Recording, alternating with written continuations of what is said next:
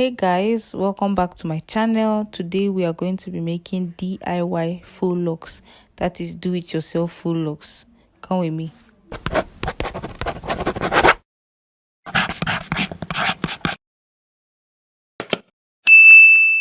So I washed, moisturized and braided my hair into 4 sections to stretch it, and then after I took it down, I just kind of combed it lightly, and then I used the rat tail comb to make my sections. I tried to make them like really medium sized because little braids take the longest time. So I'm using these extensions that I bought for crochet a long time ago.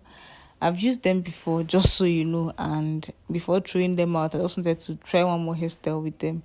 So I just took 2 or 3 in this case, and I crossed them together. And this braid was kind of fat. In the end, I ended up using 2 instead of 3. And then I made like a regular braid. My grip is like really firm, but it is not painful, because a lot of people complain that full locks are painful. Mine weren't painful. Like my hand is really light. And so I made the braid kind of like halfway. In short, it was halfway through my hair. And then I took another piece of the strand of extensions and I cut it with the scissors to make it shorter and easier to move while I, wrap it around the braid.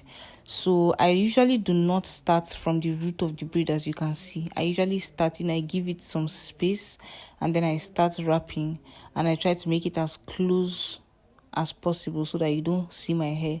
So when that section is finished, I will take some more extensions, and as you can see, I had to put it in my mouth so that I could braid the tail end, and then I knotted it, as you can see, so tightly apparently. I had forgotten how much time it takes to do full locks. Like, it got to the point that I stood up. It was taking more than like the time I estimated. I even took a food break. I was so tired at this point, and I had not even gotten to the front. But I almost ran out of extensions as well. And I remembered I had a ball of wool. And I remembered how nicely black wool looks when you're doing full locks. So I used that, and as you can see, it just blended really nicely. So these are the parts I made in front of my head. I just tried to make them as straight and as neat as possible. And I prefer using the plastic rat tail comb because it is less painful on my head. I know it doesn't make sense, but try it and see. So for my parts, after I make the parts, I'll kind of like knot it out of the way, and then I'll release it like this when it's time to braid it.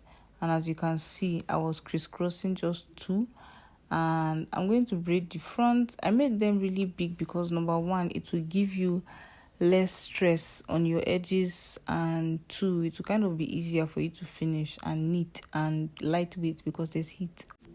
My light went off before I could record the end, but yeah, that's how my hair looks before I wrap it around. And then I just trimmed the excess at the tips of the braids, and then I took a lighter and I burned the roughness out. And I had like a cup of water, so I dipped my hand inside and I quenched the fire and kind of like shaped the tip of the braid. Then I took my oil mix, and then used it to moisturize my hair.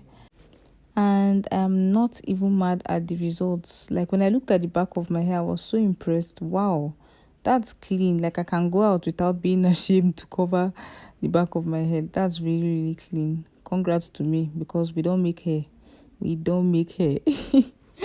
I can't wait to create a lot of looks and show you guys how it looks. Thank you guys for watching, and I'll see you in my next video. Bye.